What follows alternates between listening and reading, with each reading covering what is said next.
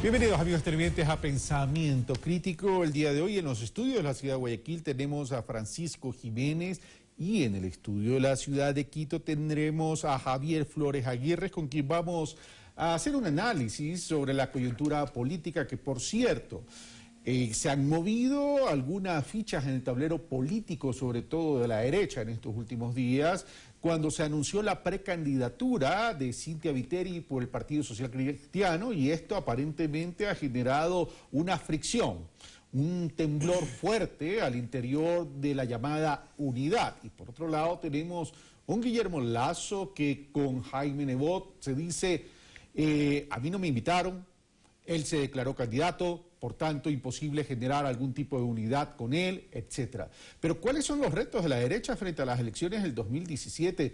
¿Y cuál es la agenda temática que se debe debatir de cara a estas elecciones? Es lo que vamos a analizar con Francisco Jiménez y Javier Flores Aguirre. Bienvenido Francisco Jiménez en los estudios de Guayaquil, buenos días, bienvenido Javier Flores y te saludo aquí en los estudios de Quito y entonces comenzamos. Caramba, estamos inaugurando una nueva diagramación de pantalla. Comienzo con Francisco Jiménez. Francisco, la derecha como siempre dividida, y esta división, ¿qué opciones le da para las elecciones del 2017? Francisco Jiménez, bienvenido. ¿Qué tal, Carlos? ¿Qué tal, Javier? Buenos días. Bueno, yo sí quiero empezar, aparte de saludándolos, cuestionando esa definición de derecha, porque si es que estamos hablando de que ahorita el escenario político se mueve alrededor de la derecha, significaría que el gobierno es de izquierda. Y creo que eso sí amerita algunas precisiones, porque por ejemplo el gobierno, al tomar su decisión respecto del Yasuní para darle prioridad a la explotación petrolera, al cuestionar de forma importante el sistema interamericano de derechos humanos, al restringir los canales democráticos y llevar a cabo una concentración evidente de poder, al restringir derechos y libertades ciudadanos con la consulta del 2011, creo que hace bastante discutible que sea un gobierno verdaderamente de izquierda, porque la izquierda por esencia es democratizadora y descentralizadora. Pero en todo caso, de lo que sí estamos hablando, y en eso sí puedo coincidir, es que se trata de una propuesta diferente a la del gobierno, probablemente en oposición a la que tiene el gobierno, y pues dentro de eso hay actores que están proponiendo unas cosas y otras.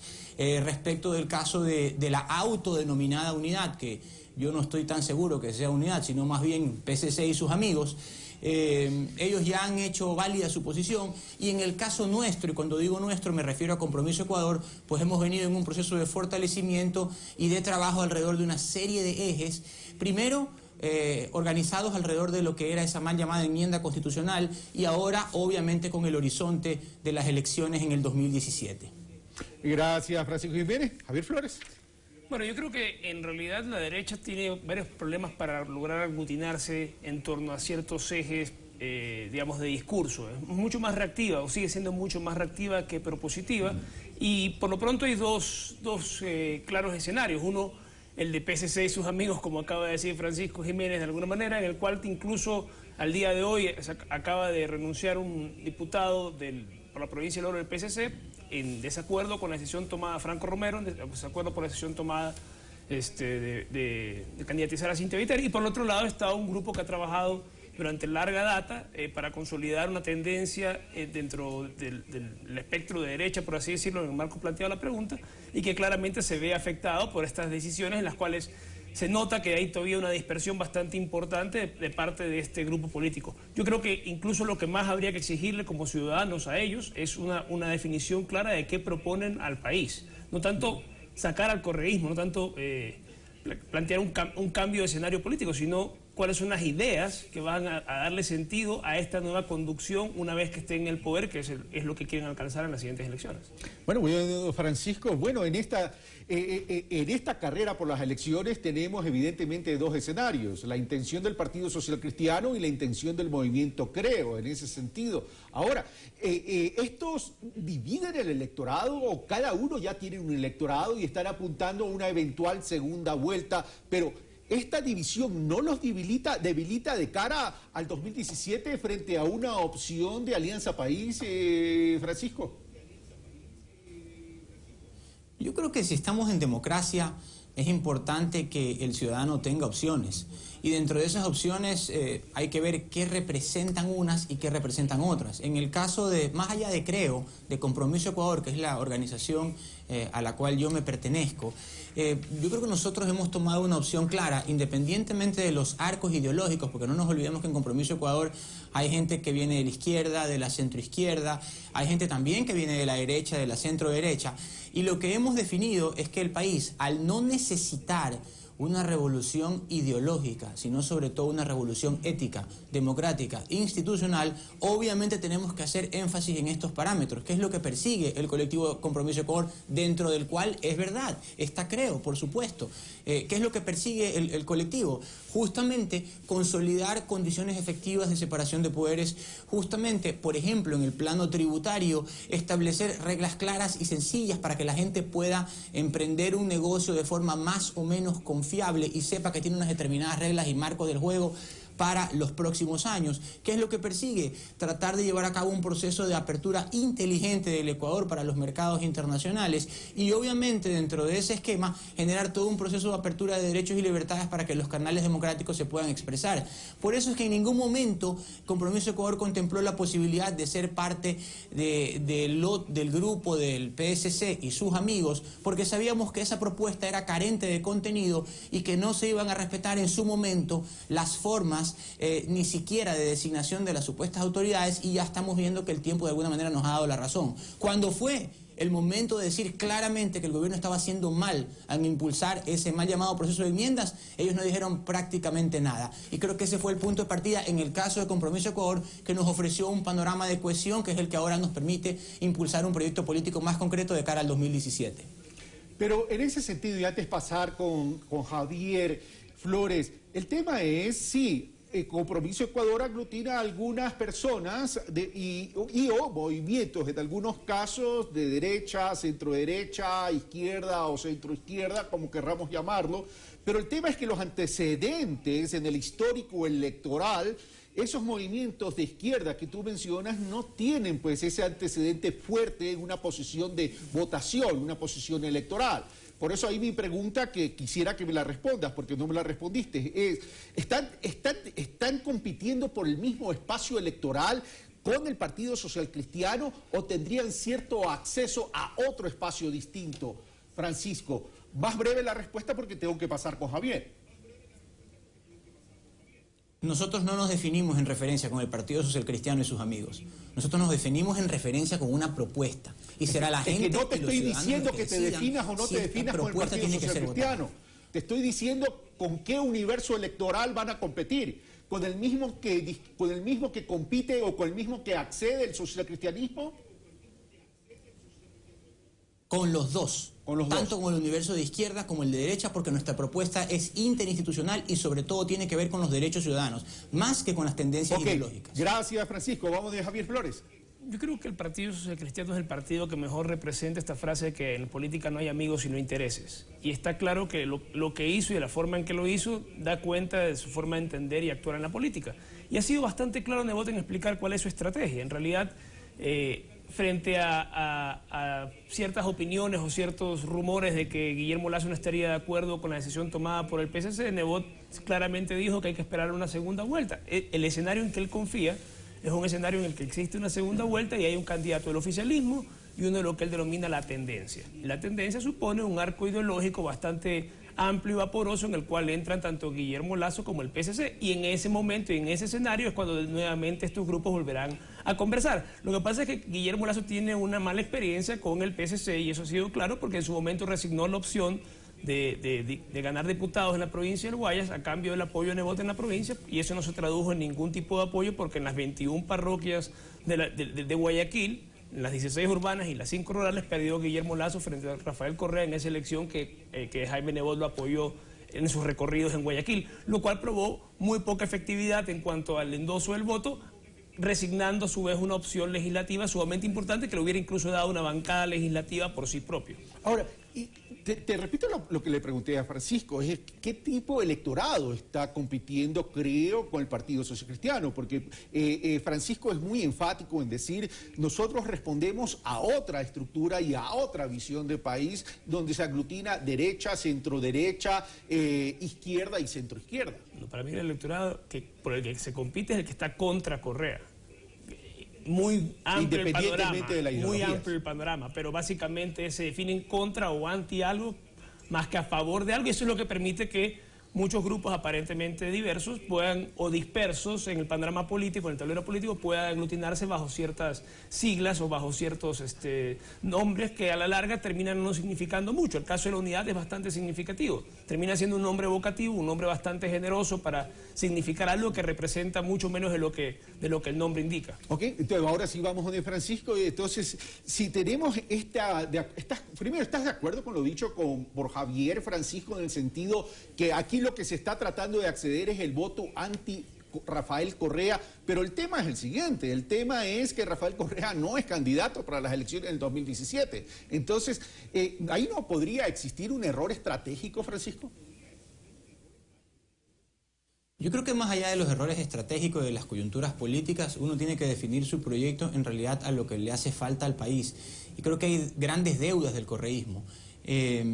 Coincido con la última parte de lo que dijo Javier. Aquí la Revolución Ciudadana, por recoger el mote que ellos mismos se autoimpusieron, tiene grandes deudas con el Ecuador. Acordémonos que partió con el objetivo fundamental de refundar institucionalmente al país. Ante el fracaso del esquema anterior, de la partidocracia, de todo el esquema de componendas y de arreglos que se hicieron tras bastidores, utilizando para eso las instituciones públicas, Rafael Correa y el partido de gobierno propuso algo nuevo. Y eso se plasmó en una nueva constitución. Y después vimos que era un poco un castillo de naipes que se iba descomponiendo cuando sucedió lo de la consulta del 2011, y después cuando el gobierno fue tomando decisiones, y finalmente el corolario de todo esto fue la última reforma para implementar la reelección indefinida, que honestamente a cualquier constitucionalista y a cualquiera que cree en el principio verdaderamente de separación de poderes le debió haber causado vergüenza, no solamente por lo que se hizo, sino por los argumentos que utilizó el oficialismo. Entonces hoy asistimos al escenario de una caricatura institucional que está fundamentalmente al servicio del gobierno y de los poderosos, y contra el cual hay que presentar un proyecto distinto. Y creo que a partir de ese mapa de deudas que nos hereda el gobierno, porque aquí tampoco se va a decir que todo ha sido negativo, ha habido una buena obra pública, en infraestructura se ha avanzado bastante, en el aspecto social también, pero las razones por las cuales el gobierno fue gobierno o ha sido gobierno y es gobierno es para reconstruir institucionalmente al país, y eso no se ha logrado. Y es en función de eso que nosotros tenemos que darle una respuesta a la ciudadanía. Gracias, Francisco. Y con base a esa respuesta que dice Francisco, ¿qué elementos diferenciadores hay entre lo que es la propuesta de Compromiso de Ecuador y Partido Social Cristiano? Es que la propuesta me refiero, ¿no? En general todavía ha sido muy prematuro el panorama político para saber cómo se diferencian los grupos. Para mí, por ejemplo, dentro de un panorama político frente al gobierno es casi indiscernible las propuestas políticas que se han planteado. Básicamente hay un discurso frente a las deficiencias del correísmo que existen, que creo que Francisco Jiménez ha sido bastante enfático en señalar algunas de ellas, en libertades civiles, en concentración de poder. Son cuestiones que tienen que discutirse, que son parte de nuestra cultura política en ciertos casos, y no es solo que achacárselas a un grupo, porque probablemente el que estuvo antes o el que estará después no será muy distinto al que ahora criticamos de estas deficiencias democráticas, y creo que tiene mucho más que ver con la cultura política que con la práctica de un grupo en el poder. Pero dicho eso, creo que son críticas que son perfectamente asumibles por la ciudadanía y por la clase política, y que tienen que ser debatidas y parte del discurso de los grupos que quieren oponerse al gobierno, y parte de una enmienda que también tendría que hacer el gobierno sobre varias de las cuestiones que tienen que ver con la forma como entiende la política. Este escenario confrontativo es probablemente la cuestión que más ha cansado a los ecuatorianos del gobierno nacional. Creo que le convendría más que cambios de fondo, porque hay cuestiones que creo que cualquier ecuatoriano reconocería que en 10 años se ha mejorado. Pancho Jiménez ha sido bastante también enfático en señalarlas: obra pública, infraestructura, el aspecto social, educación, salud, el tema de las becas. Hay un sinnúmero de cosas que también son importantes de mantener en el tiempo y convertir en políticas de Estado. Al mismo tiempo, creo que hay críticas que se tienen que hacer y escenarios que hay que debatir, pero creo que todavía ha sido prematuro. Creo que todavía los partidos políticos siguen teniendo un discurso más de resistencia al poder o de planteos frente al poder más que de una construcción ideológica propia que es necesaria y que ojalá lo hagan porque es lo que merece el electorado. Pero dentro de esas propuestas, Francisco Jiménez, hay aquí dos temas que hay que debatir fundamentalmente. El uno tiene que ver con la reactivación y la dinamización de la economía y el otro tiene que ver con la economía social y solidaria que esté orientado a una base social para generar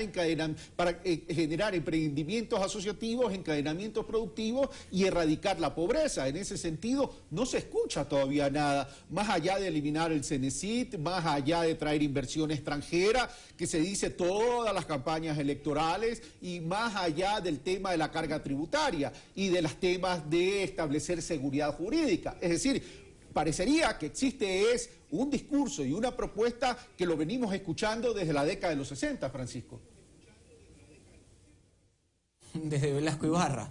Podría ser, pero yo creo que para resumir y no perdernos en demasiados detalles, yo creo que hay dos cosas en las cuales un país no puede funcionar. Y está visto que los que han seguido esas dos recomendaciones son países que funcionan, y los que han intentado inventar el hilo negro en política, pues normalmente se han equivocado. Y es que un país no puede funcionar sin instituciones independientes que funcionen, porque allí se generan ciudadanos de primera y ciudadanos de segunda.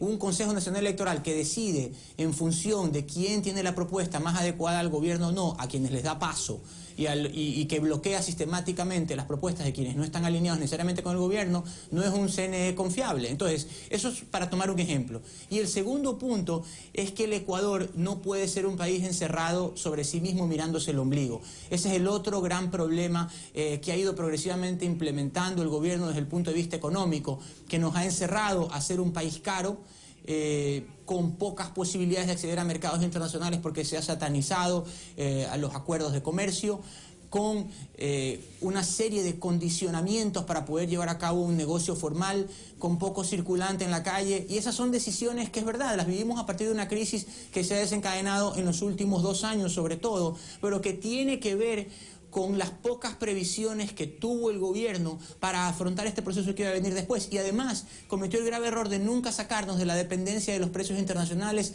por ejemplo, en el caso de los bienes de primera necesidad y particularmente en el caso del petróleo. Entonces yo creo que son dos razones muy claras de aquello en lo que se ha equivocado gravemente el gobierno, y que la propuesta, en este caso del Compromiso Ecuador, porque yo hablo por nosotros, tiene que encargarse de corregir. Es decir, tiene que establecer un sistema donde todos seamos iguales ante la ley, y un sistema donde el Ecuador pueda mirar hacia afuera y la gente de afuera pueda mirar hacia adentro del Ecuador con posibilidades de llevar a cabo emprendimientos productivos y en condiciones igualitarias. Gracias, Francisco. Antes de pasar con Javier Flores y ya cerrar, una pregunta. Cuando tú hablas de nosotros, estás hablando de Compromiso Ecuador, por tanto, eres parte de Compromiso Ecuador. Correcto. Te quiero hacer una pregunta.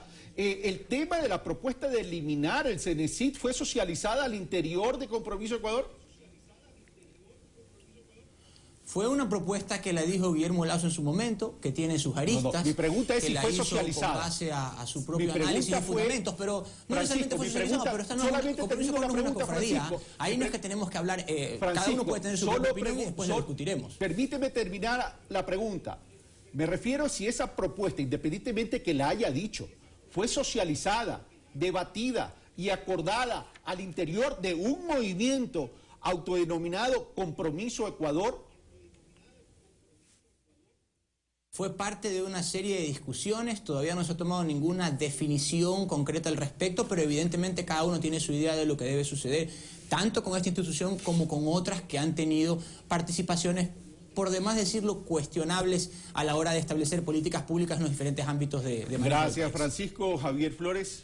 Bueno, yo creo que al final del día el panorama político todavía está por definirse. Creo que al gobierno nacional, al oficialismo, como le convendría también definir un candidato ya en firme, más allá de que todavía hay bastantes disputas internas que hay que resolver, y eso está claro, y ciertamente no va a ser fácil todavía definir el panorama. Y por el lado de la oposición al oficialismo, pues el escenario más o menos deseable sería que se llegue a una segunda vuelta y que el candidato sea Jorge Glass. al menos eso se puede traducir del comunicado de prensa que se lanzó, en el cual no aparece Moreno como un candidato, sino directamente el candidato es Glass, con el cual se compite por parte, por lo menos, uno de los grupos de oposición. Creo que ese sería el escenario ideal para ellos. Habría que ver en todo caso qué se decide. El país dice que va a decidir esto recién en octubre, lo cual da todavía bastante tiempo para que estas cuestiones vayan teniendo una resolución interna, mientras que por el otro lado, pues yo creo que la expectativa es que uno de la tendencia llegue y después se pongan de acuerdo en cómo enfrentarse al oficialismo. Al menos esa es la estrategia que el otro día alineó Jaime Nebot en su cadena radial de los días miércoles. Gracias, Javier Flores, y gracias, Francisco. La próxima semana, en cambio, hablaremos sobre las opciones de la izquierda y el movimiento oficial